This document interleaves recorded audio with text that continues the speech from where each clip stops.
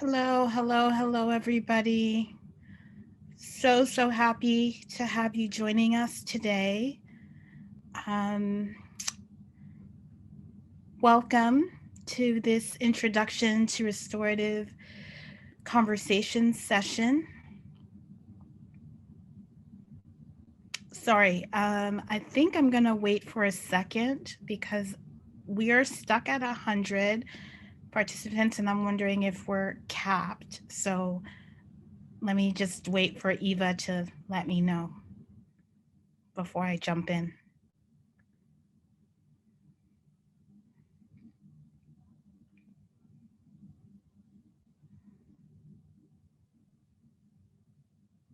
Eva, should I just start? Yeah, go ahead and start. I'm gonna see if I can get more people in. Okay, great. Thank you. All right, so welcome to this introduction to restorative conversations session.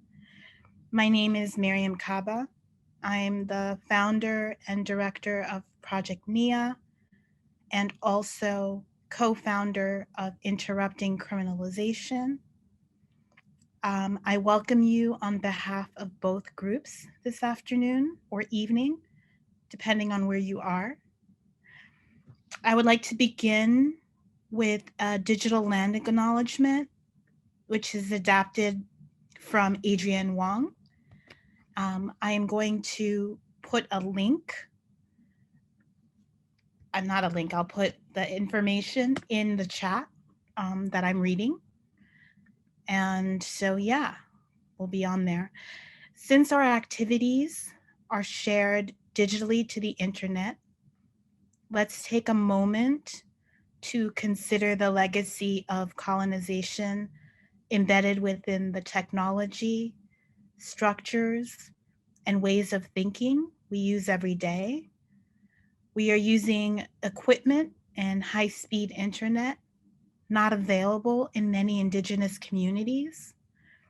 The technologies that are central to almost everything we make leave significant carbon footprints, contributing to changing climates that disproportionately affect Indigenous peoples worldwide. I invite you to join in acknowledging all of this, as well as our shared responsibility to make good of this time and for each of us to consider our roles in repair, restitution, decolonization, and co-strugglership. Before I get into more, I just want to give a heads up because we have a lot of interpretation thankfully available for this event today. We have ASL interpreters, and hopefully you'll be able to see folks pinned, and people will be changing up throughout the course of our time together. We also have Spanish to English interpretation for this session as well. We'll individually recognize our interpreters at the end of this session, but if you're bilingual and would like to speak in Spanish, please feel free to do so today. You can say, I'm going to speak in Spanish to cue the interpreters if you're bilingual. If you're monolingual, there's an opportunity for you to click on interpretation, the globe on the bottom of the screen, so that you can either be in English only or Spanish only and be able to follow that way. We'll also try in the chat, Eva will try to do some basic translation for people who put Spanish information in the chat that you want relayed to the speakers in some way. We also have live closed captioning, which you can also click on the CC live transcript to be able to follow along with that as well. So just to let everybody know in terms of language access and closed captioning, those are available. Our closed captioner today is Caitlin Morey, and we thank Caitlin for being here. All right, so now that that's set, this session is part of Project NIA's ongoing series titled Building Your Abolitionist Toolbox. Our goal in the series is to explore different resources that help us build daily practices to move us closer to a world free of imprisonment, policing, and surveillance. Together, we are learning how to use abolitionist organizing tools and values in our relationships, our homes, our schools, our organizations, and our communities. We are considering how we can deepen discussions about justice, harm, and healing. And we are diving into active ways that we can work towards an abolitionist future that includes everyone. You can find the resources for all of the previous sessions in a website where we keep everything. And I'm going to drop that in the chat so that folks can access these. You'll be able to find information about this session there too after a couple of days. Our next session in the series is on May 27th, and it'll be terrific like this one will be. It's the public launch of a brand new young people created abolitionist workbook, which you are able to preview already. We've shared it. I'll put it in the chat as well so that other people who want to preview the workbook can take a look. The young people who created it will be talking about how and why they created it. And you can RSVP for that particular session in the link that I'll post in the chat as well. So join us again on the 27th if you would like to hear more from the young folks who made that.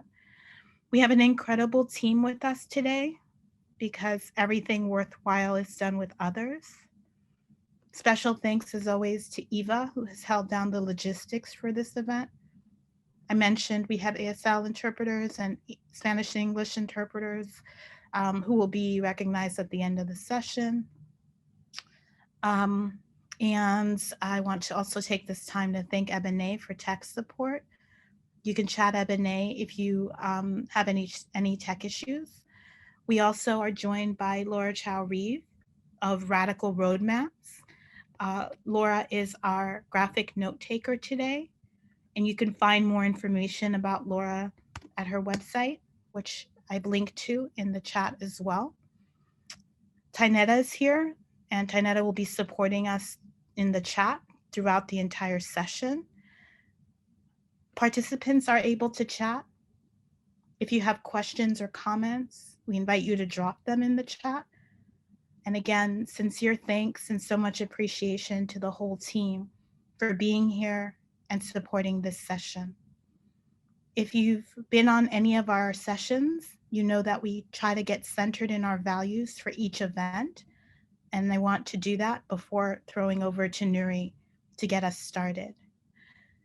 I'm going to share some words that I appreciate and that I've adapted from Free Minds, Free People. So let me get started with that. We believe that at the center of liberation is radical love for each other and for ourselves. That love pushes us to try to create a better world.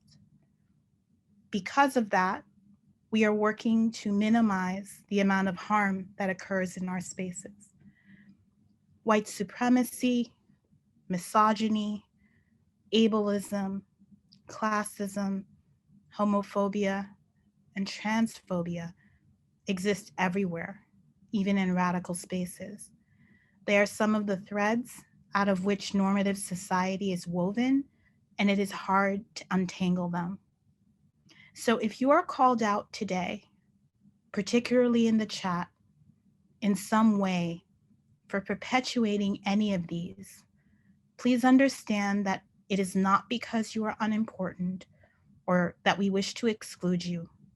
Instead, we're trying to demonstrate compassion and care and do the least amount of harm towards people in our communities, particularly those with marginalized identities. We recognize that we are all entrenched in these systems of oppression and that we all have work to do. We invite everyone to be accountable for their participation within these systems of oppression. We ask everyone to challenge themselves and to fight against it in these spaces. If you enact displays of power and oppression, we will talk to you. We will invite you to educate yourself and to relearn how to interact with others in the space without enacting harm. If you cannot or are unwilling to address it, we will ask you to leave. We need both love and rage in every part of our lives to carry on dismantling oppression. Both can be part of radical resistance to the destructive world in which we live today, if we put in the effort to truly learn from and care about each other. We seek to forge stronger bonds and to create a community we can rely on rather than the systems of violence. So being accountable to each other for our behavior is a really good way to start. With that, I want to welcome my friend Nuri. I'm going to let Nuri introduce herself to you, but I want to say that Nuri is one of the people who I really feel blessed to be on the same planet as. And I don't say that about everyone. You know, my curmudgeon ways really don't allow that. But I'm really so grateful to Nuri for just, you know, her being and her work, which impacts mine all the time. And I want to particularly thank her for saying yes when I asked if she'd be willing to create a toolkit about restorative conversations and then to walk us through it. So thank you, Nuri, for saying yes and for being really just a wonderful light in the world. We're all so lucky to have you with us today. In the chat is a link to the resource that Nuri generously created. And somebody will put that in the chat. And with that, please join me, everybody, in welcoming Nuri. Thanks so much. Hi, everybody. Thank you, Miriam. I'm feeling emotional today, so I got teary when you introduced me. And before I start, I want to say thank you to Miriam, to Eva, to Ebony, to the interpreters, to Danby, who actually took the toolkit from words to beauty. And to all of you for taking your afternoon or your evening to be here. And I want to say that this is really for you. And it's really important to me that I work on making this accessible to you. So if anytime I'm speaking too fast or anything happens, this is for you. So this is your space, and I don't want to put the labor on you, but feel free to let me know in the chat. And just for all of the folks, I'm not really good at looking at the chat, but I'm going to keep it open on the side, just so you know. And then I just wanted, if it's possible for you and if writing is accessible for you, I would love if you could have a piece of paper and a pen or a pencil. It'll just be for one activity that's short. So I'll just take a second to see if folks want to get that. And I'll just pause.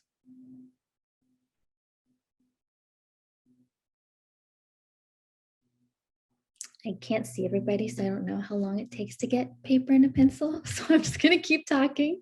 But like I said, feel free to pause me at any moment. And I'm excited to talk to you about restorative conversations. I want to say that I have seen them work in many places, and they don't have to be about harm. It's really just about being present with somebody and being about noticing ourselves and noticing the person we're with. And I want to say that it is a practice. If you were to ask my sister, who I live with, if I am restorative, I think you would get a resounding no. If you were to ask my friends if I am, sometimes I am, and sometimes I do a whole bunch of things that aren't restorative. So I just want to say this is a practice. That's why we're trying it together. And there's always room for improvement. And I am also technologically challenged.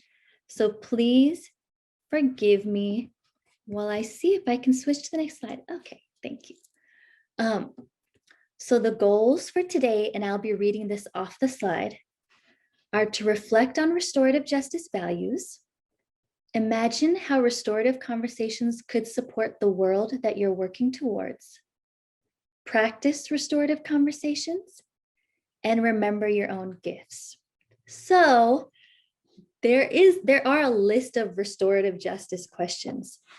I don't know that I've ever asked them in the way that they're written, because it's really important that you bring yourself and that it's authentic to you. So everyone's are going to have their own beautiful flavor, but we can think about the why that we're asking them to get to the same place with our own way of speaking or signing. Okay. Nuri, one Yeah. second. Just to stop you for a minute, we're being told that the Spanish interpretation channel is not working. So just 1 second. So is this true for everyone? Yeah, I think we're Okay, working. perfect. Okay, thank you. All right, Nuri, you're back. Okay. Okay, and so I'm going to offer an optional moment of movement or stillness. What is most important during this is that you choose for yourself what's right, and what's right for you might be ignoring me completely, and I welcome that. And so I wanted to make this, to try and make it as accessible as possible. So while I offer the movement, I'm going to say some cues, but right now, before I do any movement, I'm going to actually read the cues so that if folks sign, they don't have to look at the interpreters while they're moving. And that's choice if they choose to. So before I do that, I just want to explain a little bit about why I'm offering a movement or stillness. So I am always super anxious. My nature is to just go right into something and to move fast, which is also the pace of capitalism, right? And when I move fast, it is often when I move fast that I make the worst mistakes, or that I don't notice myself enough to know that I might not even be in my body. So for me, this is like I have to force myself to slow down. And why do I do this in a restorative conversation? Emotions are stored in our body, whether like I always am numb, so I might not be aware they're there, but then they come out sideways sometimes, and I wasn't aware that they existed because I thought I was a robot. And so when I'm having a restorative conversation with someone, even if it's super awkward, I try to do this because there might be an emotion that's like, sometimes people kind of have planned what they want to say. And there might be an emotion or something else that comes from just slowing down that they hadn't planned on saying, but that arrives, right? And so I've seen this be really powerful, and I've seen it be really awkward, but awkward is something I'm kind of used to. So I try it. And so that's why I'm offering it. And again, this is totally optional.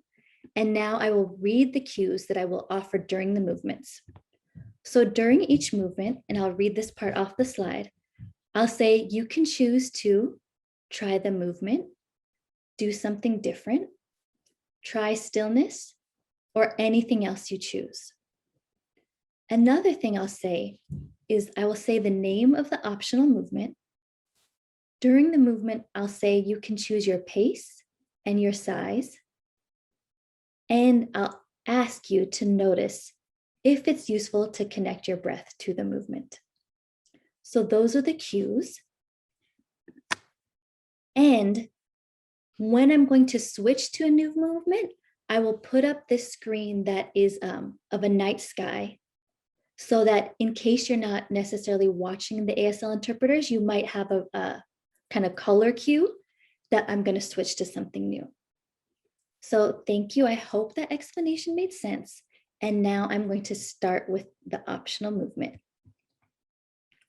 So if it feels useful, you might try rolling your shoulders. You might roll both of your shoulders. You might roll one at a time. Or you might choose something totally different, which might be stillness or another movement. If you've chosen a movement, you get to choose the pace at which you move, and you get to choose the size of your movement. And you might find it useful to experiment. You don't have to stay with something if you don't want to.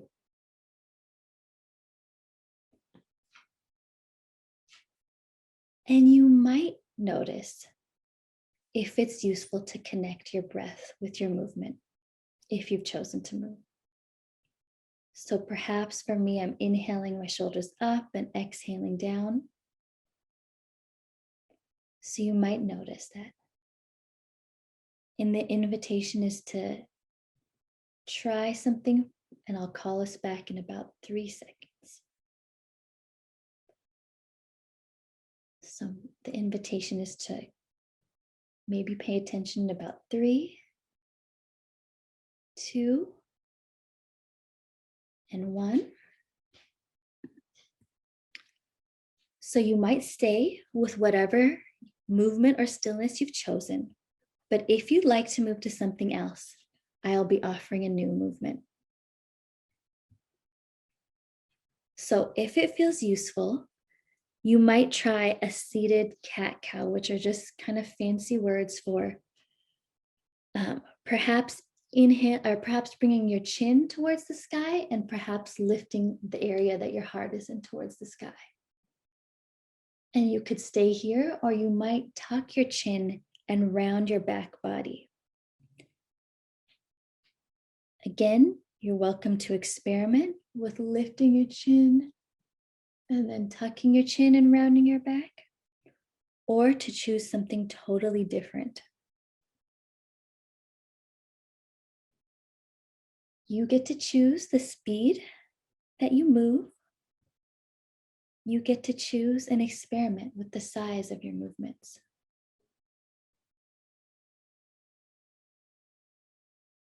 And you might notice if it's useful to connect your breath to whatever movement or stillness you've chosen.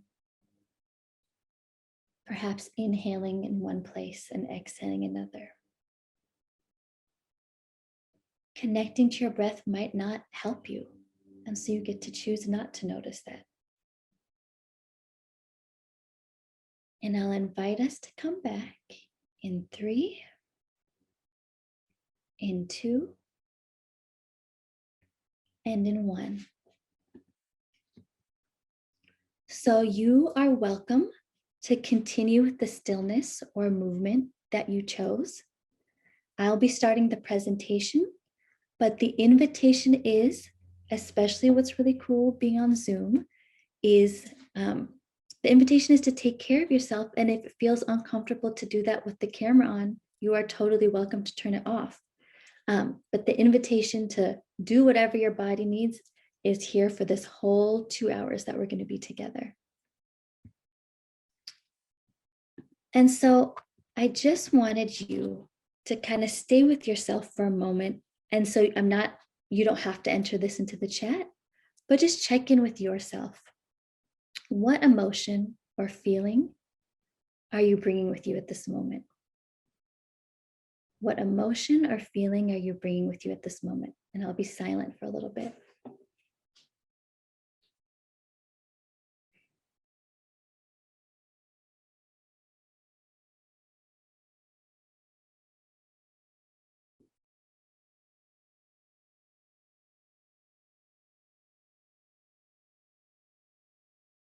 And the second question, you're welcome to keep noticing your emotions. It takes me time to feel it, so I can't say that I felt it before moving to the next question. But what do you need to feel comfortable for the next hour and a half? Perhaps you didn't get your tea, or you didn't use the restroom, or you're sitting in a way that doesn't feel nice. So is there one thing you can do to make yourself feel more comfortable while you are on this meeting? And I invite you to actually take a second to do whatever might make you a tad more comfortable.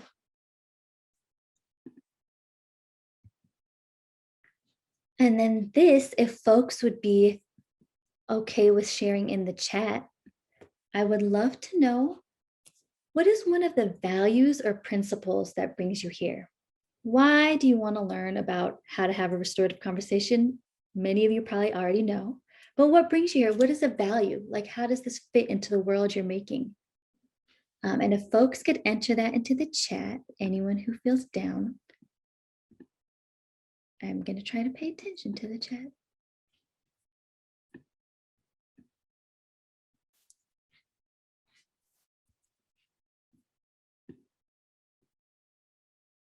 Oh, beautiful. Community care, to be in right relation, mutual care, understanding and love, being in right relationship with the people I love, compassion, transforming legacies of harm. Okay, they're going so fast, but amazing, beautiful. So I'm going to be over the top about this, but this whole session is really about reminding you that you have, these are some tools and some practices, but you have everything you need. And these are just going to help with whatever you're trying to do, but you have it. You have it already. Right relationships and accountability, being able to talk with others about difficult feelings. Yes. Okay. And feel free to keep popping those in, but also, are there any questions you have about restorative conversations? None of us are disposable. Yes. Healthy and intimate relationships. Okay, sorry, I got caught up. A question you have about restorative conversations, and feel free feel free to enter them into the chat. Well, hopefully I'll answer the how to. Can't make super promises, but let's see. And this is going to be the first time I'm going to try this out. So let's see how it goes with my technological challenges. But is there one or two people that want to unmute and share their answers to these questions, or share via interpretation about your values that bring you here, and a question you have about restorative conversations? I also know it's like, late in the day, so you might not want to, but if there are one or two people that would like to unmute and share, or share via interpretation, I welcome that. And I also don't know how to see if it's happening.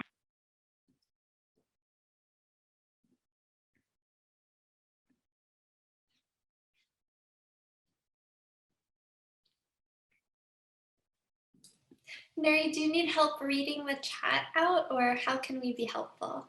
Could you, I think someone raised their hand to actually be willing to share. Could you be in charge of helping that part happen? Yeah, I think it was, I saw Savannah that your hand was raised, and I asked you to unmute if you want to.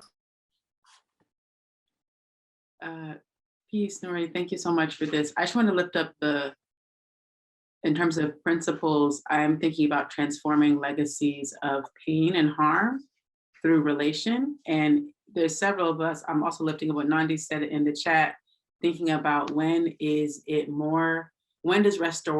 restoration mean silence and boundaries, and the right time to initiate conversation, and knowing how to discern between what is oriented towards freedom and what's oriented towards more harm. Thank you so much for that. And I think I have, at least I'm going to bring it to the micro instead of the macro, to say a personal example. I have definitely been brought in to have a restorative conversation, to be a buffer against power, right? And I think it's really important to try and notice that that's happening, because people are uncomfortable to talk, and I'm going to care about the discomfort because I care about all people, but sometimes things have happened for so long that the person in power is scared of the conversation. And so that's when they want it, right? So thank you. And Eva, I'm going to try to read some of these out loud, but also you are totally welcome to read stuff out loud. Oh, this is a beautiful question. What are we trying to restore? A working relationship, transform harm? I think there's a lot I could say about that. I might wait till the end and see if something comes from a more embodied experience of these questions, plus your wisdom, because I think one of the principles of restorative justice is that there's no experts, that it is actually the community that has the answers. And so maybe I'll share some of this, and then I think invite your own answers and grappling, and all of us grappling together. So I'm going to move on, but thank you so much for sharing and being willing to be the first too. Okay, so I don't really love talking to people, and I really love tangible things. So I am going to offer a story to think about during the presentation that is about when we think about legacies of harm and structural harm, this is a flair. I think our Spanish channel just glitched out again, which I apologize, everyone. I'm not sure why it would be doing that, but we're going to take a check. So yeah, Atiba, if you want to See, Sí, see. Yeah, thank you so much for bringing our attention to that. I'm sorry, you all. Working on it. We should be good to go. Yeah, should I keep going? Oh, sorry, Eva, I didn't hear you. Should I keep going? Yes, thank you, Okay, Nuri. sorry. And to all the folks that speak Spanish, I'm sorry that this is happening, and I wish that I could do this in Spanish. So it's also my fault for not. So I'm going to offer a story to think about during the presentation, and I tried to pick a story that maybe folks can relate to, but that hopefully doesn't cause any like big reaction or big feelings in folks that they can't handle. So Hi, he, his, they, them, and Dan, he, his, are roommates.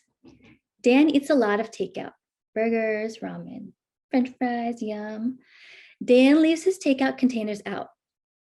Hi finds dirty takeout containers all over the apartment and throws them away. Hi has asked Dan to throw them away many times, but Dan doesn't, and doesn't seem to care that it bothers Hi. So this story, you don't have to remember it, but maybe remember the gist of it. And I thought maybe like while I'm sharing some of the restorative justice values and things like that, it might be useful to have a tangible example to be like, oh, how would I apply this in this situation? Maybe this situation bothers you. Maybe you're like, I have been Dan or I have been Hi. And that's also something to notice in ourselves, right? Am I automatically kind of taking a side? Am I really curious about why? Am I making assumptions? Like all of this is what we do when we're having a restorative conversation, is really noticing ourselves. So I wanted to offer the story both to like see what you notice inside of you and to think about it to make the rest of the presentation a little more tangible. And what is a restorative process? I don't include this in the toolkit, but before I share what it is, I want to say that restorative conversations do not have to lead to a restorative conversation. There's a way we can show up in the world with the people that we care about, with people that we don't know, that centers our needs and their needs, where we just show up, right? So a restorative conversation can happen with anyone, anywhere. And it also could lead to a restorative process. And so one of the processes that I use is circle, which I'm sure many of you folks on here have been a part of or practice or make amazing. And so in circle, folks come together, let's say it's around a conflict or a harm, to talk about what happened, what everybody needs, and what repair looks like. And so let's say there was a circle between Hi and Dan, the last example that I just gave. I would meet with each of them and ask the restorative conversation questions, right? And then if they decided like, oh, we actually want to have like a dialogue about this, I'd ask who else should be there, like who else is impacted or who could support you. And then I'd ask those people the restorative questions. And then we'd all come together and literally sit or stand or whatever our body needs in a circle. And I would ask like, what's happening? How are you affected? What do you need? And what does repair look like? And everyone in that circle would get to answer and also has the right to pass. And what repair looks like comes from everybody. So everybody has to agree that the repair is kind of proportionate to what happened, that it's fair, that it uplifts everybody's humanity, that it actually meets the need of the person that's harmed. They all get to decide. And so if you're a facilitator, if I've been a facilitator, I'm there to ask these questions, right? And if I hear like, oh, I don't know if that sounds possible, I might say that. Or I don't know, I feel like, ouch, like that doesn't feel like it uplifts somebody's humanity. Like I feel an ouch in my heart. I would say that, but for the most part, I'm silent. And so that's what a restorative process is. And like I said, a restorative conversation can lead to that, or it could just be a conversation. It could just be like, I want to show up in a way that uplifts everybody's humanity, including my own. Okay, so I practiced this by myself and I realized that I didn't get to the restorative justice questions till the end. So I'm going to give them to you here and tell you, you do not have to remember them because we're coming back to them, but I just didn't want to, I don't like hiding things. So The questions that you find on the internet are: what happened? What were you thinking and feeling at the time? What have you thought about and felt since? Who was affected and how? What should be done to make things as right as possible? I'm really going to come back to these like 10 more times, so I'm actually just going to move on. But I want to say again, I've never said them. I've said what happened to people, but I'm like, what happened? Like it's always going to be the way that you are in the world. I don't ever think I've been like, what happened? You know? So then you're going to make them your own. And I don't think I've ever asked any of those questions in the way that they're written. So thank you for the digital land acknowledgement, Miriam. I felt like I also just want to say, one, there's not enough time and space for me to explain all that I want to say with this slide, but it's really important that I honor the Indigenous roots of restorative justice. And in the toolkit, I put a resource if you want to learn more. But what I want to say is many Indigenous and First Nations communities don't use the words restorative justice, but have been practicing right relationship and repairing relationship from the time they existed on this earth, right? And a lot of them don't call it restorative justice. And a lot of folks, it emerges from a worldview, which is what is relationship, right relationship with earth and each other and humans and nature, like what does that look like? And from this emerges the way that we address when something goes wrong, conflict or harm, right? And so as restorative justice, the words started getting a lot of fame and money, Indigenous folks were not honored. They weren't given the resources, and they weren't even often recognized, or if they were recognized, maybe stuff was co-opted without real value, right? And so that's not just. And it feels important to name that that is part of this history, and to also say very clearly that I do not come from these communities. So the things that I'll be sharing are from the Western roots of restorative justice. And I learned from many incredible folks of color and folks that are like practicing community accountability and transformative justice. But my orientation is from the Western roots. Okay, so I'm going to give a brief overview of restorative justice. And I really like humor, and I think children are the smartest, funniest people on the planet. So the overview of restorative justice, there is on this slide, there is a note. We don't know who this note is from, but it's by a young person. And it says, when I was 8 years old, my neighbor's dog kept pooping on my yard. So one day I pooped on his yard. So, and then there's a picture of a little person pooping. So this is vengeance. This is an eye for an eye. You poop on my yard, I poop on your yard, right? Sorry, if you could slow down just a little. Oh yeah, thank you. This is vengeance. And vengeance is not a goal of restorative justice. We don't view it as like a motivation that we're gonna make any decisions or do any process on. And instead, like we can move towards accountability, we can move towards listening to people's needs. And so Western restorative justice really did emerge as a reaction to the criminal punishment system. It realized that the criminal punishment system harms everyone. It harms survivors. It uses them as evidence, but doesn't actually support them in getting answers or healing. It harms the folks that harm people. It harms everyone involved. And it leaves people traumatized. So they thought, just like a whole Mennonite history, I'm not going to go into, but basically they said punishment is not a legitimate goal. Harm is actually a violation of people and relationships. So when you harm somebody, you have a duty to them, and your duty is to make it right or to repair the harm to the extent possible, right? And so restorative justice just asks and says that everyone who's directly impacted has the wisdom and knows what they need. So instead of an outside person, an outside court or judge deciding what justice looks like or punishment looks like, we're going to ask the folks impacted what they need, and they all decide. And so supporters and community members are all a part of the process. Okay, and before learning about restorative, the questions, before actually like getting into them, because I showed them to you, I'm going to share some of the values of restorative justice. And I wanted to ask if anyone would be willing to unmute and share, or share via interpretation. Why do you think we learn? I'm going to share the values of restorative justice before we actually practice the restorative questions. Why learn about the values before learning the questions?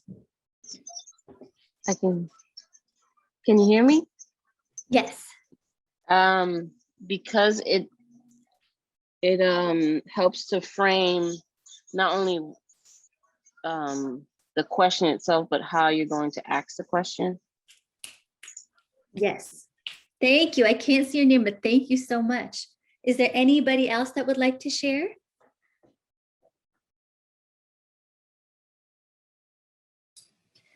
Nuri, there's some stuff in the chat. Okay. Chelsea says values ground the process. We start there to have a strong foundation. And Tynetta offers create a shared understanding of our participation. Thicker, when the conversations get difficult, you have something to turn back to. Yes, thank you. And I think somebody has their hand raised too. But I don't know how to unmute. Oh, thanks. I think it's about on top, like a lot of people have said what I also was going to say, that it gives you that foundation, but it's also a moment of self-reflection because we operate within our own values. So it's a moment to also think, okay, these are the values, how do they work with us? And also be more clear about behaving in alignment with that. Y'all are amazing. Like I said, the wisdom belongs to you. So I'm not even going to comment on that because you literally answered all the reasons plus more. And so before that, I want to take a moment, exactly what you just shared, to check in with ourselves. And so this is the point.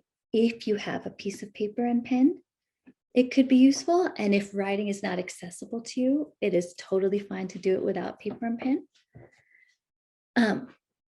And so the invitation is to either think of a sun or draw an outline of a sun with 5 rays on a piece of paper.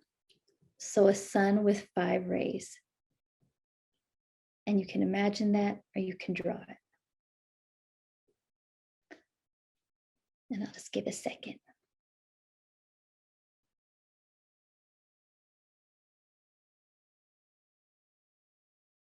I'll actually do this too. Okay. And you're welcome to keep imagining or drawing, but think about a friendship or a group of people that you've been a part of where you felt accepted and you felt free to speak vulnerably or to share vulnerably. A friendship or group of people where you felt like you could share and be vulnerable. And for some of us, that doesn't exist, that hasn't existed. So can you imagine what that would feel like? Imagine what it would feel like to be able to share authentically and vulnerably.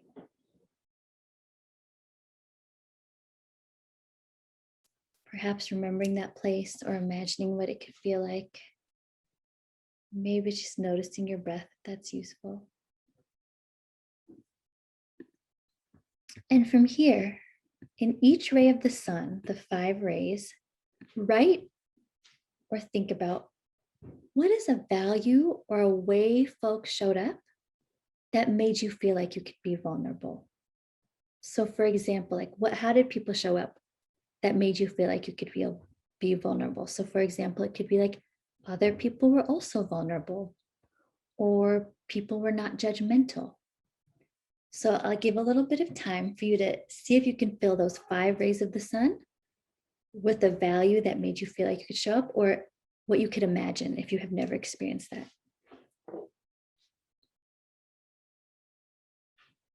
And if you only feel vulnerable okay being vulnerable in one-on-one, you can totally think of that one-on-one situation rather than groups. Thank you for mentioning that in the chat.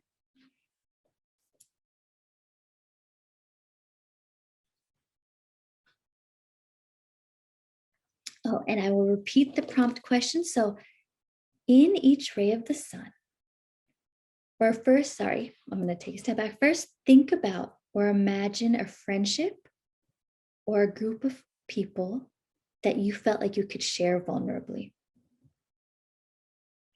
And then the next part is what kind of values did that person or group show that made you feel like you could be vulnerable? And so that could be like, they were also vulnerable, or this person was also vulnerable, or this person, I saw compassion from them. And if you haven't experienced a place like that or a friendship like that, can you imagine what you would need to share vulnerably? And I'll just give like maybe a minute to fill that out, and I'll actually fill mine out too.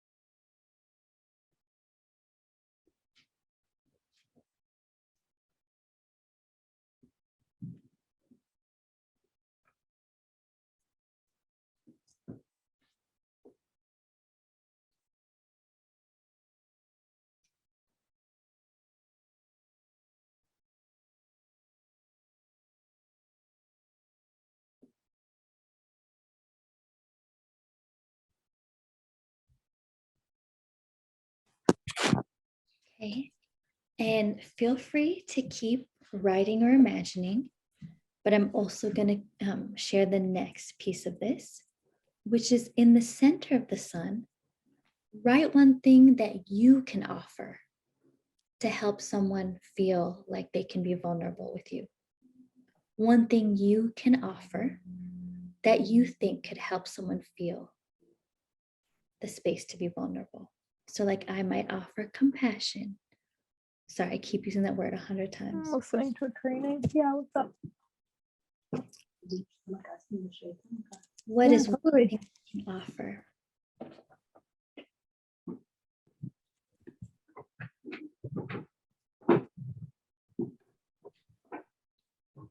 I'll Kira di Dane still.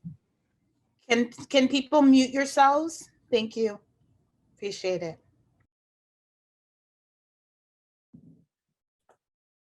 Okay. And sorry, I'm not really good at the timing, so I'm just going to keep going. And you're welcome to keep filling out the sun. And so here you have maybe a sun with a few values that you have, or a few things that make vulnerability feel okay, or like it's possible, right? And so as we go, or as I share the restorative justice values, I would love to see if any of the values that you wrote on yours are related to the ones that I share. Do they resonate? Are they cousins? And so I hope that if it's possible, you can keep your sun near you as I go through the next values. And these are the restorative justice values that guide me. There's like many, but I tried to narrow it down. And they kind of work together. And I will eventually read the slide in a second. So I'll read it out loud so everyone can access it. But so for example, being non-shaming and non-punitive helps folks tell the truth. Those are two values on there, right? And some of these came from Community Restorative Justice Solutions in Contra Costa, which is created by some incredible folks, some of whom are on this Zoom. But I'm going to read the slide out loud right now and just read the values without explanation.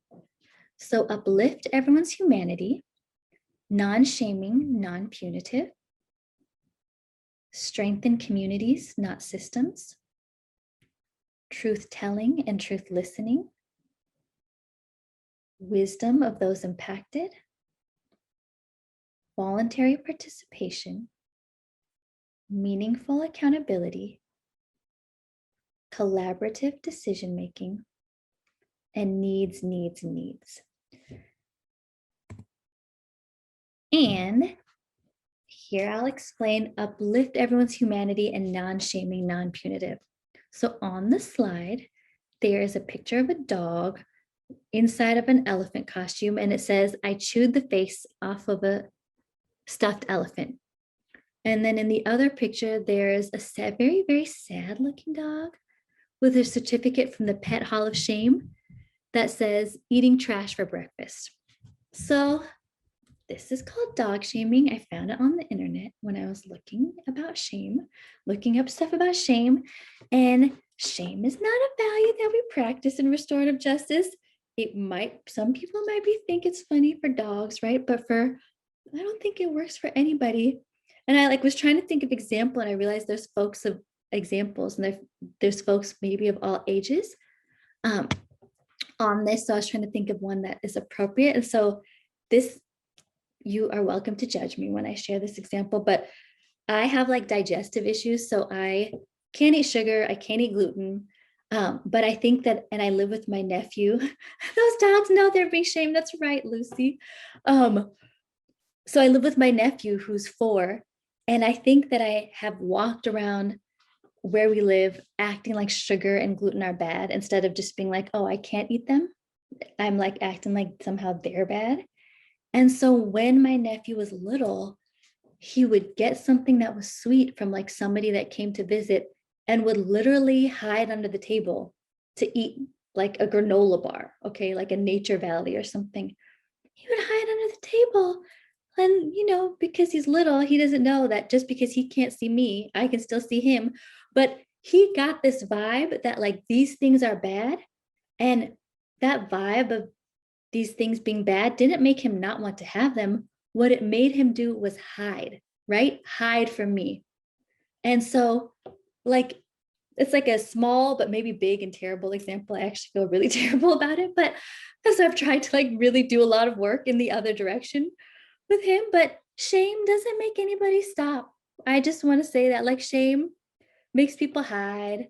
Shame makes people embarrassed. Shame makes people do it in secret or find other people doing it. I'm sure if my nephew had found another child under the table eating granola bars, he totally would have been like, oh, let's go grab some more from the pantry, right? So it just doesn't work. And it's not a value that we operate. Instead, we want to uplift everyone's humanity. Everybody impacted deserves support, even if they've done something wrong. So we treat everybody with compassion and dignity. And so for example, in the story that I shared that I said kind of remember, but maybe don't, I would never come up to Dan, who has a lot of takeout containers in the house. I would not come up to Dan and be like, whoa, you do not clean up after yourself, or wow, I could never live with you. That doesn't feel good. That feels really bad. It feels bad to me to say it. And do I think that Dan is ever going to want to talk to me again after that? I don't think so. I wouldn't want to talk to me. But instead I might ask something that uplifts Dan's humanity and supports him in getting in touch with his feelings, which we'll go way more into. So I'm going to go to the next slide. So meaningful accountability and truth-telling, truth listening. Those are the next 2 values I'll talk about. And this, I just have to move weirdly to be able to read it. So this is a note from a young person named Liam to Brody. I think it's Brody. Dear Brody, Miss P made me write you this note. All I want to say sorry for is not being sorry, because I tried to feel sorry, but I don't. So maybe just a raise of hands in the chat. How many of you have ever gotten a fake apology?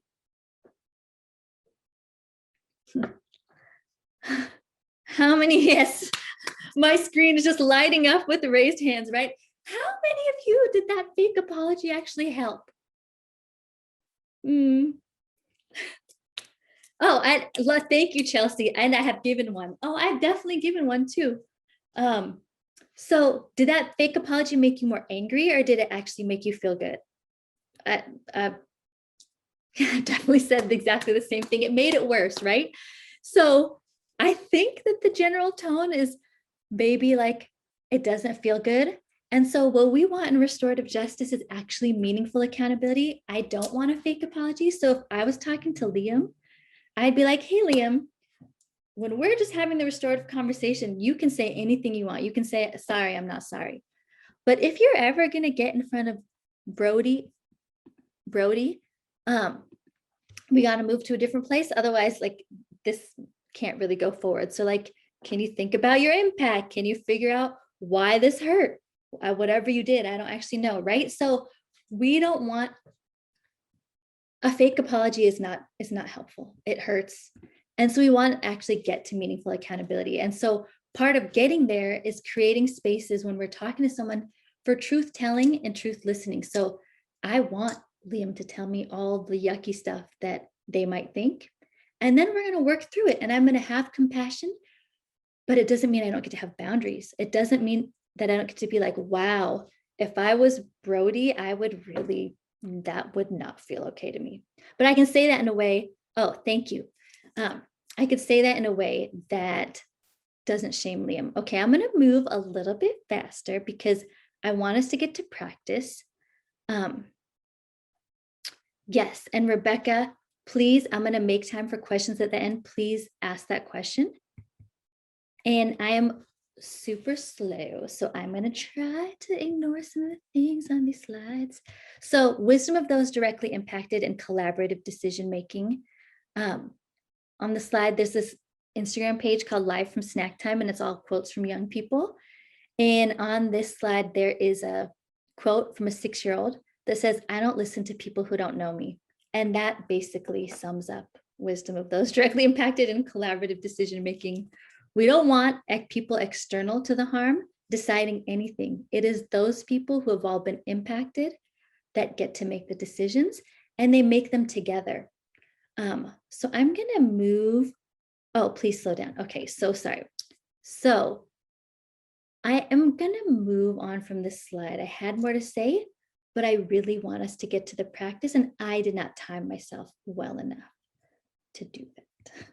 So voluntary participation. On this slide, there is a note from a person named Mom, or a person who goes by Mom. And this, oops, sorry.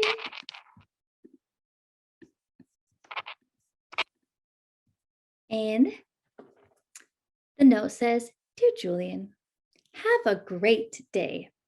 Love, Mom. And at the bottom, Julian has written at the bottom in pencil, I will not. So Julian gets to choose that they don't want to have a great day, right? And people get to choose whether they show up, they come to a restorative process. And if they come and they don't want to be there, it's coercion. And if someone is coerced, we might get something like a fake apology, not meaningful accountability, or someone who might have been harmed that actually isn't ready to talk about it. So it's really important that everyone is there voluntarily. And this awesome top value, strengthen communities, not systems, comes from Community Restorative Justice Solutions. And I've worked at nonprofits for many years. And I'm going to say this, that the point of this, a restorative conversation, is not to strengthen a nonprofit. It is not to strengthen the criminal punishment system. The whole point of this is here's some tools, here's some practices. When we're working with folks, let's make sure that they have the tools and have the practices so they don't need us, so they can keep circle or have a restorative conversation. We aren't trying to get money for nonprofits or money for systems. And then finally, needs, which I did make based on Destiny's Child's bills, because I just thought it sounded better with 3. Everybody has needs. You have needs as the person maybe asking the questions. The person in front of you has needs. Everybody has needs, and we actually care about all of them. And we can be realistic that we cannot meet all of them, but we care, right? And we can have the conversation together about what's realistic. Okay, finally, that was so much talking. We are gonna take a break. Okay. So before I get into the practice almost part, I keep wanting to remind you that you have gifts. There is nobody like you in the entire universe. There is only you, even if you have a twin. And so there is something, some magic that you bring to this world and to a conversation that nobody else brings. And so I want you to notice that and take a moment to reflect on that. And so in the toolkit, there's this thing, this jar. So in your jar, I want you to think, and you're welcome to share it in the chat. You're welcome just to think about it for your own self. What is one of the values I bring, which I asked earlier, so it might be the same or it might be different, but what is one of the gifts that you bring? Like, I'm super awkward and I really like humor. So I bring that to a conversation, which if I didn't, it would be inauthentic and people wouldn't feel me. And maybe they're like, oh, this is really awkward, but like, at least she's authentic, right? So what is the gift that just you bring? And what is something you want to try more of in conversations? Oh, beautiful, calming energy. Oh, I already felt calm reading the person who just shared calming energy. So what is a gift that you bring? Humor and empathy, yes. I love those two together. Those can coexist. What is a gift that you bring? Excitement and cheerleading. I can feel these as they're being shared, making people feel heard. Beautiful. Empathy. Yes, Rick. Rick is my friend. Curiosity, a smile. Dad jokes. I follow a whole IG of dad jokes. Yes. Oh my God. Having been through stuff, self-reflection. Thank you. Keep bringing these in. And I'm also going to invite folks, if you'd like to enter into the chat, what's something you want to try more of? I know I haven't really said how to have a restorative conversation, but what's a way that you want to like try to be when you're talking to folks or sharing with folks? Removing ego. Yeah, I want to try and be more present. I'm always worrying about if I'm doing something right. Non-shaming. Being better about sitting with uncomfortable truths, less passive aggressive. Oh, passive aggressive is the culture I come from, so I need to do that too. Not judging, setting my own boundaries. Yes, be less afraid of conflict. Me too, Chelsea. Not being right. Beautiful. So I'm going to move on, but keep sharing these. They're so beautiful. I am really glad that I'll be able to see this later because I want to read all of them. So you have gifts that you bring. You have places that you want to try something new. That is exactly the like ingredients needed to be present with a restorative conversation. So I'm going to share the main goals, and then I promise very soon we're going to get to a practice moment. But I just want to tell you like the why, right? The main goals that you'll find on the interwebs are like how, if something happened, whether it's a conflict, a misunderstanding, discomfort, or harm, how were people impacted? So one of the main goals is to find out how were people impacted. And then the second one is, what did folks need? What did they need before? Like sometimes if we know what we needed before a situation, that could help prevent it in the future. What do they need during it? Like, oh my God, I'm so bad in conflict. I'm so uncomfortable. During it, I need to feel safe, or like I need to figure out a way to not just fly with the wind. And what do you need? What did they need after?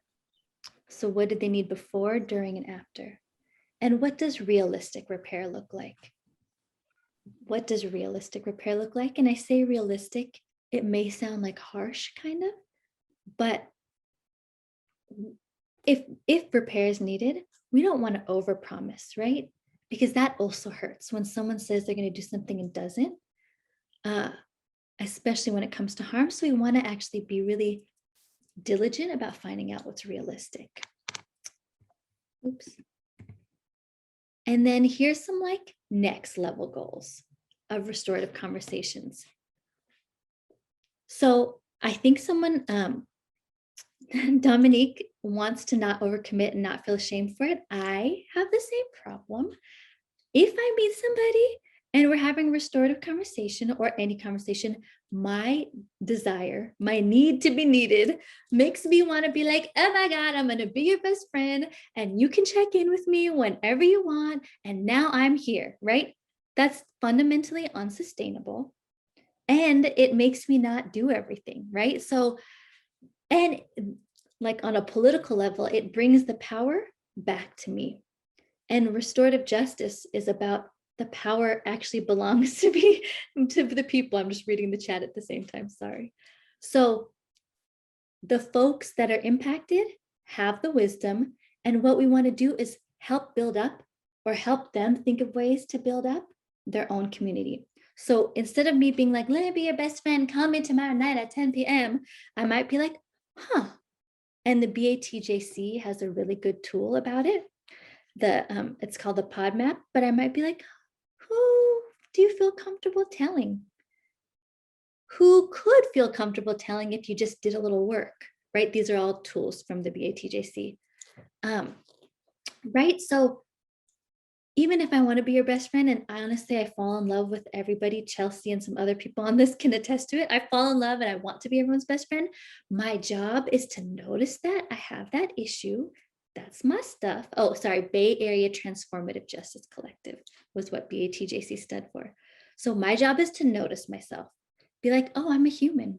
I have needs. One of my needs is to be needed. And that is not going to dictate this moment.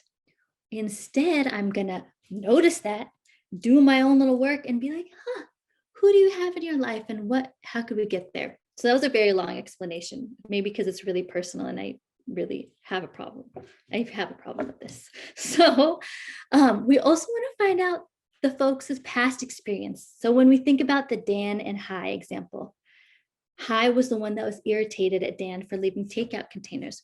Well, maybe Hai lived with someone before who didn't do chores or something. So maybe this moment is more charged, not just because of Dan, but the moments before, right? Or same for Dan, like we want to find out what led to this. That also helps us to figure out how to prevent this in the future, which is a goal. And we want to examine folks' self-agency. So this might be controversial, I'm going to say it, but in that Dan and Hai example, you remember Hai was picking up containers, Dan's takeout containers. Hai also could not pick up the containers. Hai is making a choice, even if it feels like there is no choice, right? Even if it feels like the choice is like, I can't live in filth, so I have to pick up the containers. It's still, I've been Hai, and I'm like, oh my God, I'm picking it up after you, and now I'm angry at you. But really, like, I could also be like, I'm gonna have a boundary and not blame you for me picking up, like so I'm not saying that there's like a right or wrong, but we want to help folks examine their own self-agency. Like, where are you making choices that are actually choices? And can we notice them? And are you mad at yourself sometimes for the way that you acquiesce to certain things? And then we also want folks to like explore the choices that they need to make to honor their own needs and boundaries. And like I said, we want to talk about folks' past experiences, but we also want to, in service of healing and preventing future harm. So those are like the goals underneath the big goals, but they're all really important. Oops. And okay, sorry, I'm trying to like manage the chat and the slides. Hopefully I'm here. So I just want to give like an example. Which question kind of feels restorative?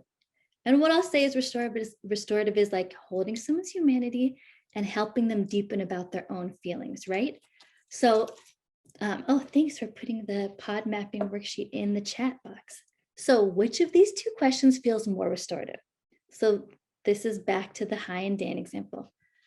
Question 1 is, hi, how does it affect you when Dan doesn't throw his containers away? Why does it make you feel upset? Hi, how does it affect you when Dan doesn't throw away his containers? Why does it make you feel upset? So that's question 1. Question 2 is, hi, why are you so upset? This has to be about more than takeout containers. I hear a boundary violation. Hi, why are you so upset? This has to be more than, wow, this has to be about more than takeout containers. I hear a boundary violation. So yes, many folks are saying 1 and nobody is wrong. If they said 2, there's no wrong, but I want to say 2 in your friendships and in life, that might be super useful, right? Like 2 isn't wrong, but 2, the question 2, it has an opinion in it, right? And I am someone that always kind of has an opinion. So like when I'm like, I hear a boundary violation, if I was the person saying this, I'm kind of telling hi, hey, I have an opinion. My opinion is that Dan is violating your boundaries. So even if it's correct, it's still not about hi, it's about me. And what I want to do is to ask hi to reflect. Maybe hi will think it's a boundary violation. Maybe hi will be like, oh my gosh, this is all about my old roommate. This has nothing to do with Dan. Who knows? But I have to ask, right? And so I ask questions in a way that really just gets to more layers of the person's feeling. And I want to say that sometimes when I was little, my parents made me go to therapy, and I remember the therapist asking like, and how does that make you feel? And how does that make you feel? And I was like 12 and I hated it. And I never wanted to go back because I was like, yeah, exactly. It can be said another way. So I know that there's a way to not have a personality when asking this question, just to be like, hi, how did it make you feel? And it's okay to have, or like, I'm not saying that the question doesn't have personality. Let me reframe. Apologies to anyone who's a therapist. There's a way to ask it that doesn't have any of yourself in it, right? Where you're just like, I am a neutral board to ask you about your feelings. You're allowed to be there. I'd be like, but I'm still asking you as me, like, how does it feel? Like, how does that make you feel? You told me that there's containers everywhere. I'm not telling you that. So based on the information you gave me, how did that feel? And I might even say like, I know for me how I'd feel, but I'm really curious about what you feel. Like, so there's a way to like not have to pretend neutrality in this. Okay, and so I might skip. Okay, I think I'm gonna skip the next slide. I'll just tell you about it, or actually, maybe I'll go into it. So sorry, making decisions on the fly. So basically, this slide is called Empathy Bingo. Folks who are on this might have played it before, but there might be a way that we show up with our friends, with people we care about, that might be super useful for them, right? Like I have a friend where I'm like, I call this friend when I need advice. I don't want them to ask me how I'm feeling. It would bother me, right? And there's some friends who I'm like, oh, they're just going to be compassionate. So, oh yes. And I'll go back to the last slide in a second because I don't think I actually explained. But so I just want you to take a second to look at this slide and notice. And actually, I realized that it's not in Spanish, so maybe I'll read it out loud. To notice what you do in conversations. So I'm just trying to see it. How do you show up? When you're with your friends, what's your kind of like default, right? So 1 is give advice. 2 is listen. 3 is co-sign what the speaker is saying. Say the other person is bad and sorry that you see my moving. I'm just moving it so I can see. Show that I'm listening. Offer sympathy. Ask about their feelings. Come up with solutions. tell stories about my experiences, check out, show the bright side of a situation, ask questions, create chances to laugh, explain the other side or the other person's side, get the person's mind off it, ask what they need, educate them about the situation. So if you noticed yourself in any of these, feel free to drop it in the chat. So I love to give advice that I would never take, that I don't take myself, because I don't actually do lots of the things I say people should do.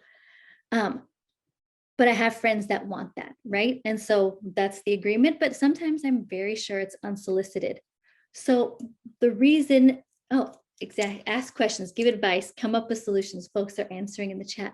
The reason I offer this is to say that all of these might be useful in some way, in some relationships, but they're not. The ones that are part of a restorative conversation are the ones where we're like asking people questions, listening, asking about their feelings. Those are the restorative ones, and some of the other ones might be useful in other places, but in restorative conversations, we really are just present to ask someone to get deeper into their own understanding and their own feelings. And so for me, it's really useful to notice that my default is to give advice.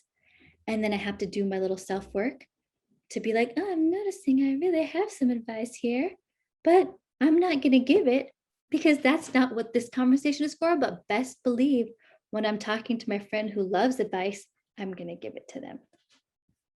Okay, finally, what I promised is the restorative justice questions again with some practice. So I'm going to list them again, and they will be on the next slides also. So what happened? What were you thinking and feeling at the time? What have you thought about and felt since? Who was affected and how? What should be done to make things as right as possible? So those are the questions. And let's practice. So if anyone, and I know it's Zoom and it's late and it might be dinner time, so we're going to see how this goes. If anyone would be willing to ask restorative questions to Hi. Hi is the person that's irritated at Dan. If anyone would be willing to just practice, and like I said, this is a practice. I do all of this wrong all the time in my life. So this is like a space where it's really just like, try it on. And then you might be like, oh, I realized actually these words don't sound good in my mouth. I would ask them differently. Like that's also wisdom. That has meaning here. So, and it's really useful. So if anybody would be willing to try, and I can be Hi, if anyone would be willing to try to ask me the restorative questions, please raise your hand or volunteer. And I'm going to ask Eva to help me see if anyone raises their hand to volunteer.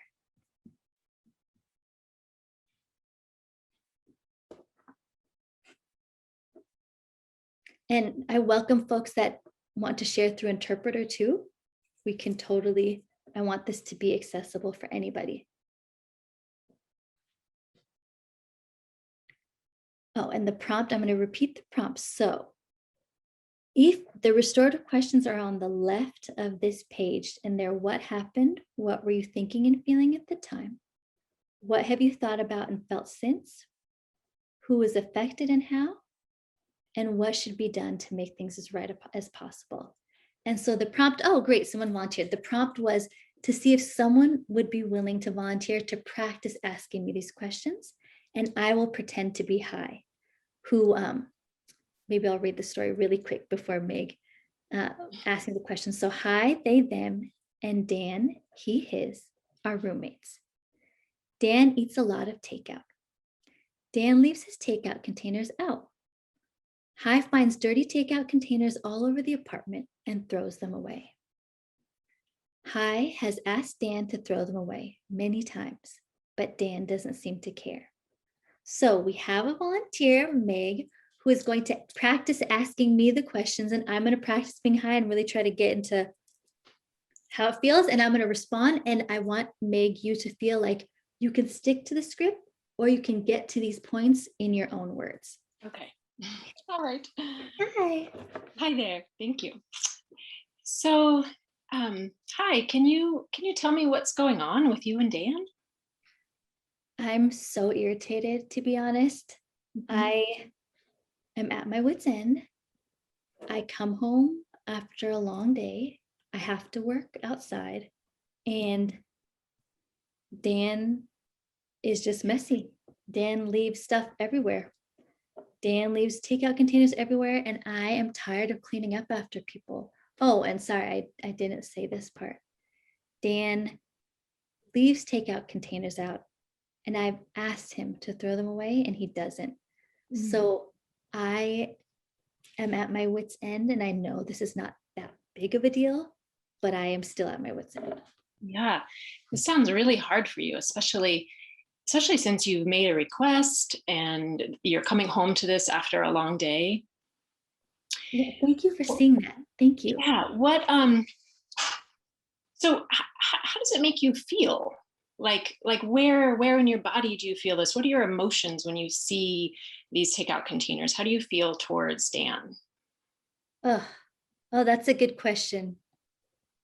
Because I'm like, the way I feel towards when I see the takeout containers is actually the way I feel about Dan. You're helping me realize Okay. that, I feel all kinds of judgment that aren't actually in line with my values. Oh, yeah. I feel like this means Dan is lazy, and this means Dan disrespects me. Okay. And so the first emotion is anger. Mhm. But then it's like these layers of judgment. Yeah. And are these feelings there, are they affecting your whole day and the bigger picture with Dan, or are you just feeling it when you see the takeout containers? Thank you. These questions are actually really helpful. Yeah, I think even just being asked that helped me realize, like, I treat Dan differently, not just when I see the takeout containers. Okay. I am distant. I'm like standoffish to him as a human being, which, like I said, or I don't know if I said this, but it's out of alignment with my values, because that's like not the work I do in the world. Yeah. But I am kind of just like I have a wall up. Mm-hmm. What do you think Dan is experiencing with this sort of frustration and conflict between you guys?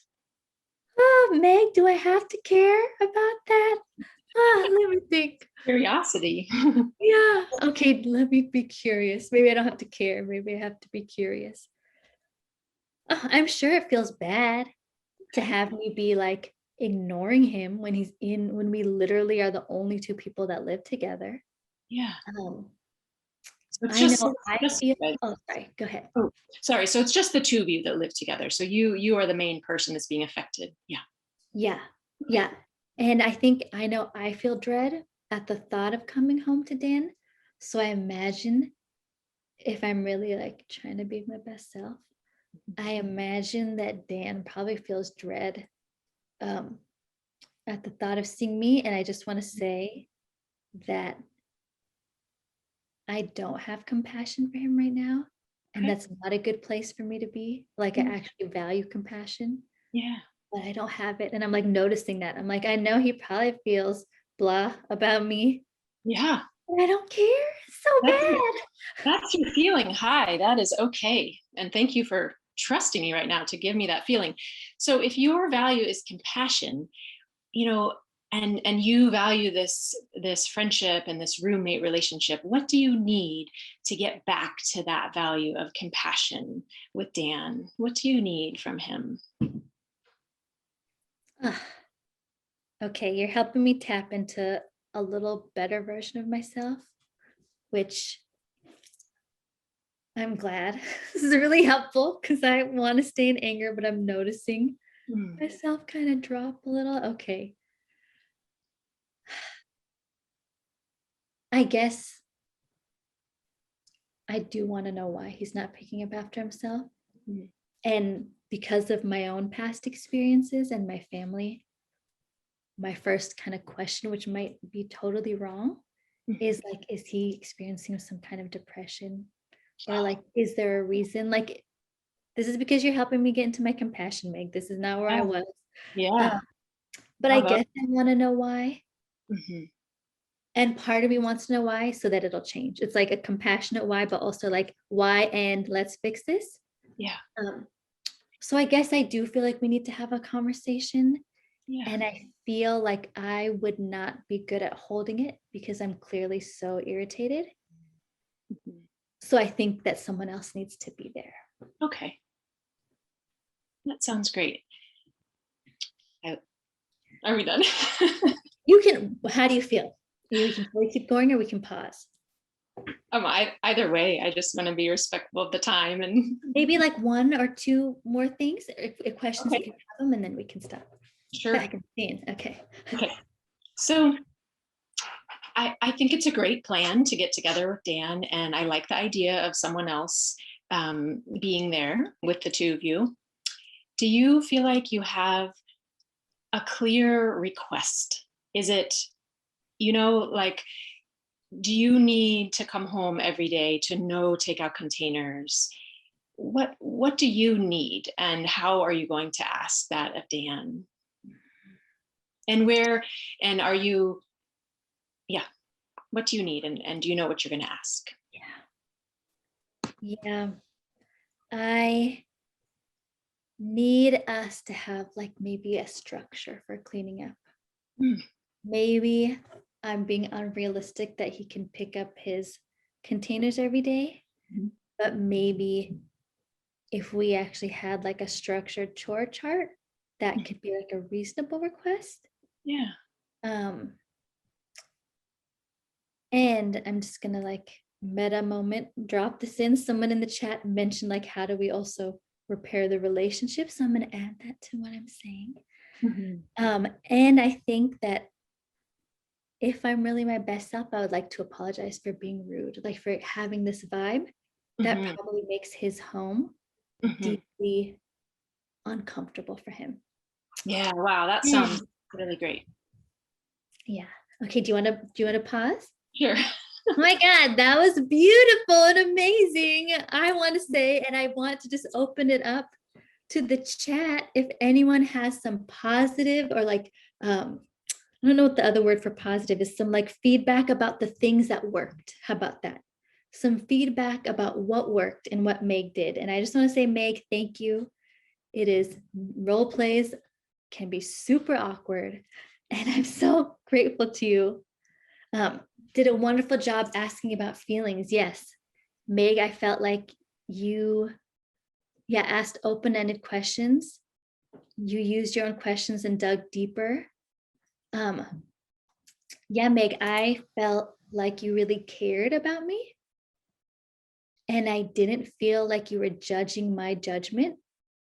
I felt like you were just really present. Love the paraphrasing. Yep, totally. Saying what you said back to me. Yeah, Meg did change the questions, right? To make them more realistic or make them more Meg to the situation and also more about me. So that was amazing. I thought that was awesome. And from the experience of me as high, it did help me, the questions helped me pause and get to layers of my feelings that I wasn't present with. I was just in anger when I started. And yes, and then I got deeper.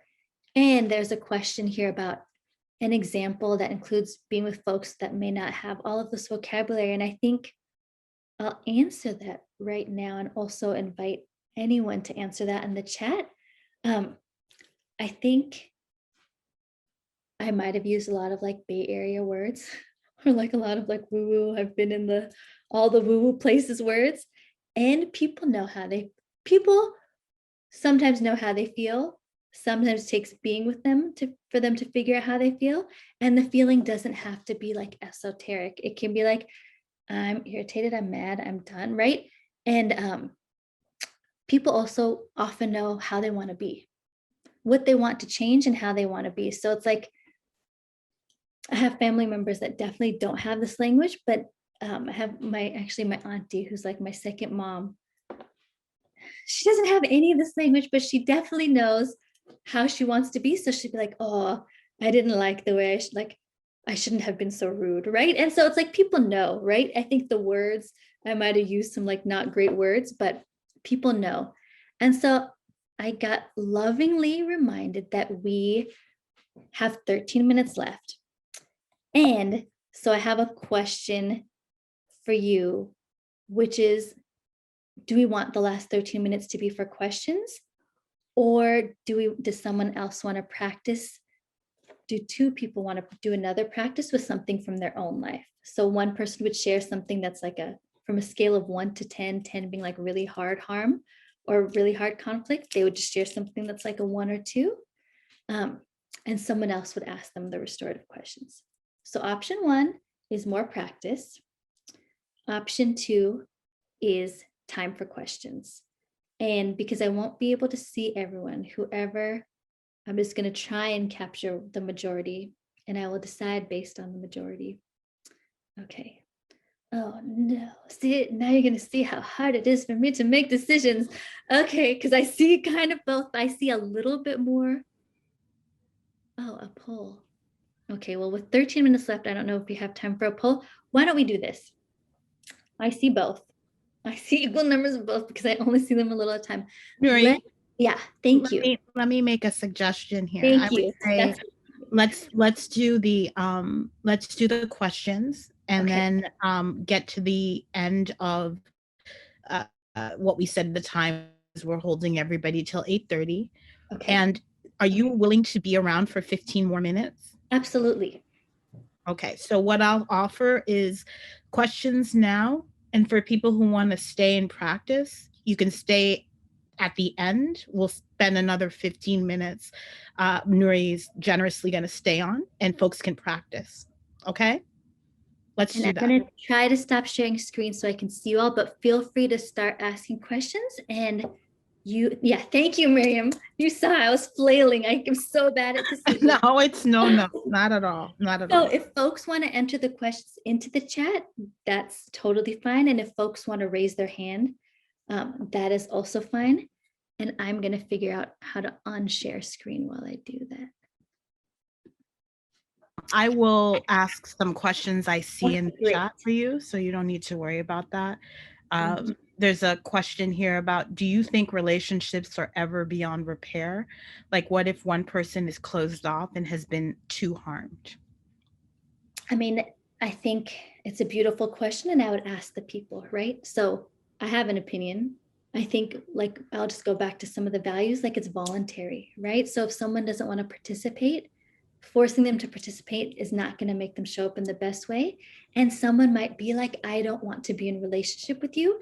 And that's okay. Restorative justice isn't like a tyranny that says like, you have to be in a relationship. That also is coercive, right? Sorry, I'm going to try to speak slower. I'm realizing.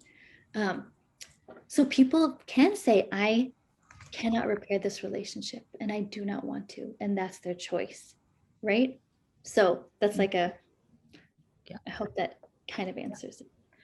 What if there's a power imbalance? What questions can we ask to get us there? I mean, I have thoughts about the power imbalance thing. So, but I'm not going to go. Share, Miriam. No, go. That's the answer. What if there is a power imbalance? What questions can we ask to get us there? Absolutely. So I have facilitated a process of trying to like take out any facts that happens all the time. Often the people in power call us to facilitate the process, right?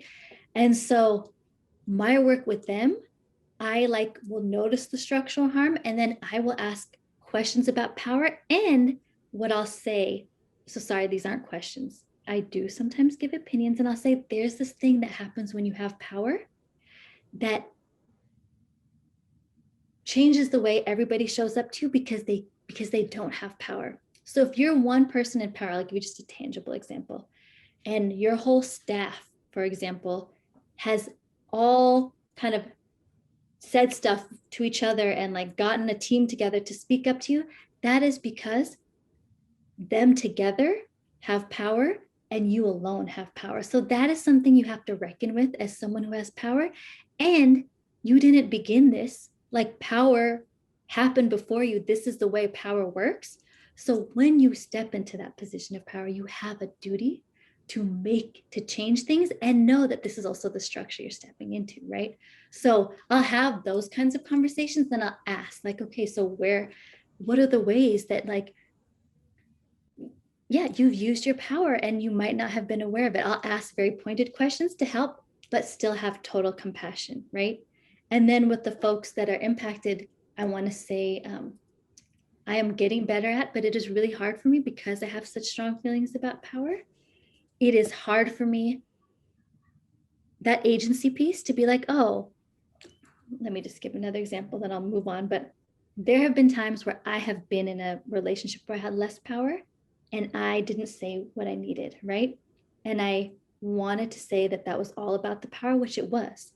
And there's also things that I did where I didn't honor my own needs and boundaries because power was there. And I was also mad at myself, even if it's totally understandable that that's how I would be around power, because that's how power works, right? So I ask questions. I try to get better at asking questions there, but also really just asking questions about how the power messed them up and what repair could look like. Okay, sorry, I know there's so many more questions, so I'll No, thank you. I do want to just give people an FYI that we will not have ASL or Spanish interpretation for the practice session. That will happen immediately after this, but we will turn on auto closed captions, okay? Just to let folks know about that. All right. Let's see here. How to keep a perspective, expectations grounded in reality while having those difficult conversations. Like I said, I want to be everyone's best friend. It's not realistic. And I also want everybody to get what they need, but sometimes what they need might actually hurt somebody else, right? So that's one thing that helps remind me, like everybody has needs. And I'll just ask, like, do you think that's actually possible? And the reason I'm asking you this is because sometimes it hurts when you ask for something and someone promises and they don't do it. So part of my job in asking these questions is to figure out what's really realistic and like, let's get into all the nitty gritty of what feels like actually possible in this moment. And I would ask that of anybody, the person that needs to do the harm repair, because sometimes people want to repair everything, right? And the person that was harmed and everyone. And then if we do a circle, everyone in that circle ends up saying like, I've done circle that I'm not super proud of because they came from the criminal legal system, but sometimes there would be parents in the circle of the person harmed and they would say like, this doesn't seem realistic. Like you're asking this child to do like 12 things after school and like my child couldn't do that. So I'm not going to ask another child to do that. So also folks there have that wisdom too, right? Even if they're angry. Thank you. Is restorative justice used for physical violence? So I think you'd have to ask a lot of different people across the country. It can be, and I think that there's a lot of wisdom in this group and with folks that have worked with survivors of violence to know what that would look like. Common Justice does that work with people who've been victims of severe forms of violence. So yes. And I don't know if there's like some other projects around domestic violence. I don't know if they all want to be named, but I could definitely send them afterwards that are trying to use restorative justice for domestic violence. And I've definitely facilitated stuff around sexual harm between folks, and everyone was willing to be there and wanted to be accountable, right? How to balance centering the person harmed versus putting the onus on them. And although they have been harmed, they are asked to put in more emotional labor. I'm going to try to answer because I don't know if I totally understand. So feel free to ask more, whoever just said it. But I think that's a really deep and sometimes controversial thing because some people are like, this is about the person harmed, let's center them, right? And I'm like, how do we orient around them? And also like when I meet people, I tell them like, I also am here to care about everybody equally and care about their humanity. So like, I care about you and I'm here to have your back. Actually, my co-facilitator Bonnie often says this, and I'm also here to have everyone's back.